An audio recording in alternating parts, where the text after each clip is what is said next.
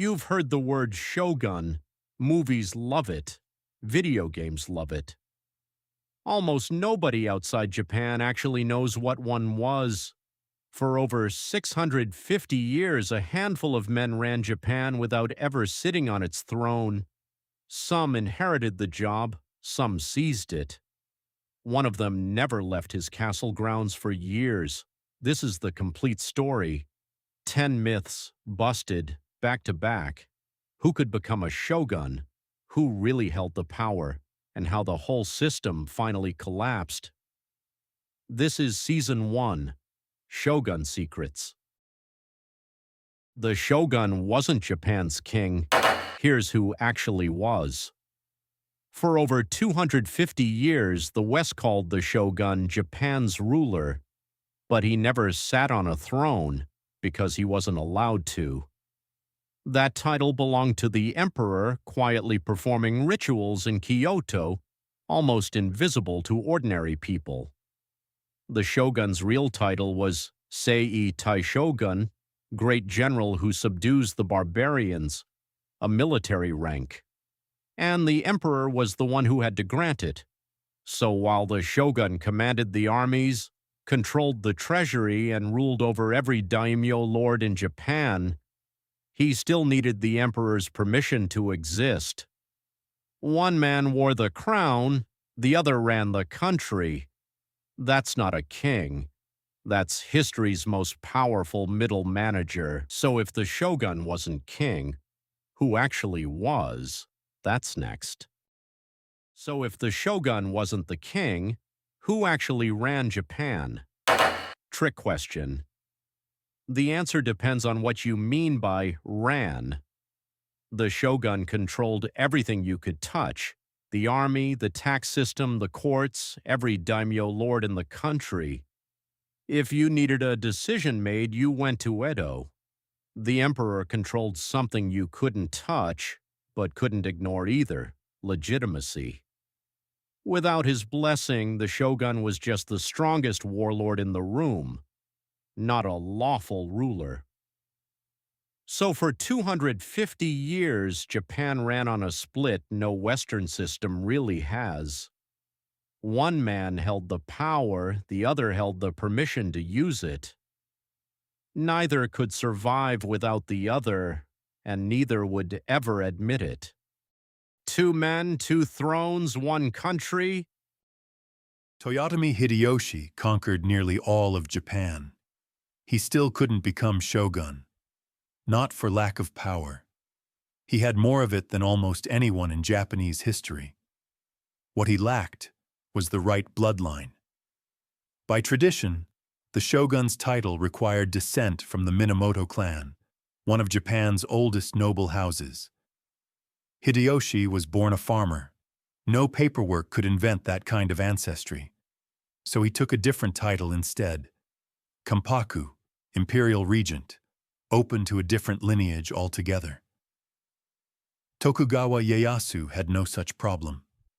His family conveniently traced its roots back to the Minamoto. Whether that link was fact or fiction, historians still argue. So could anyone become shogun?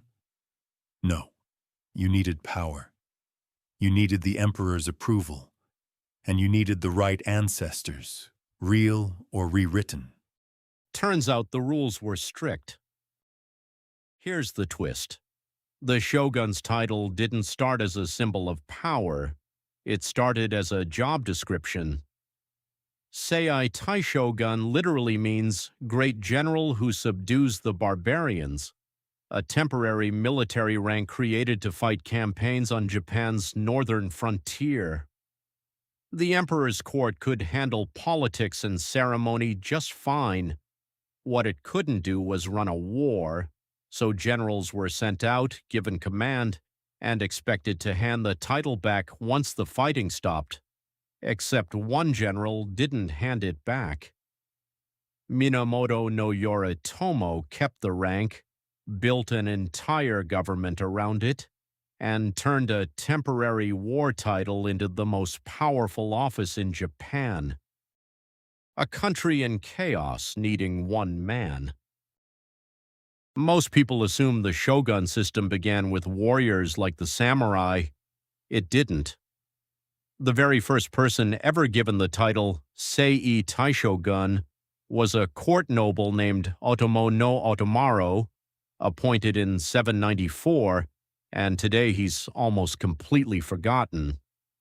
The general people actually remember Sakanue no Tamuramaro held the same title just a few years later, leading real campaigns into northern Japan.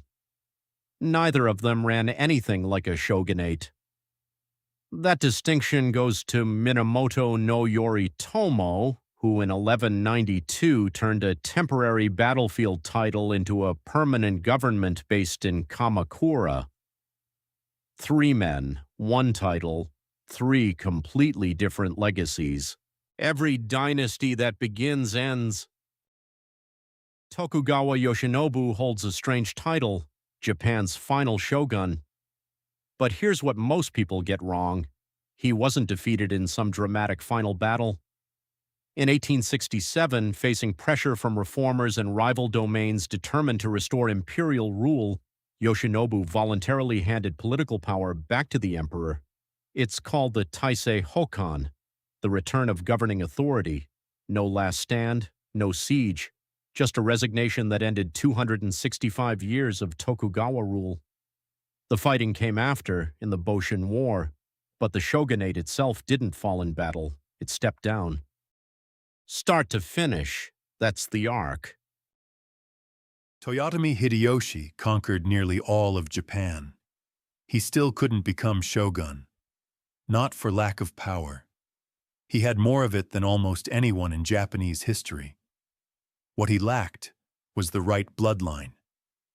By tradition, the shogun's title required descent from the Minamoto clan, one of Japan's oldest noble houses. Hideyoshi was born a farmer. No paperwork could invent that kind of ancestry. So he took a different title instead. Kampaku, Imperial Regent. That much power sounds glamorous. Forget the image of the shogun lounging in luxury all day. His actual schedule looked more like a fortress bureaucrat's than a king's. Mornings began with formal audiences, vassals bowing, reports read aloud, decisions made in ritualized silence. Meals were tasted before he ever touched them. Every visitor, every hallway, every door was watched. He rarely left Edo Castle, and when he did, it took a procession of thousands just to move him safely.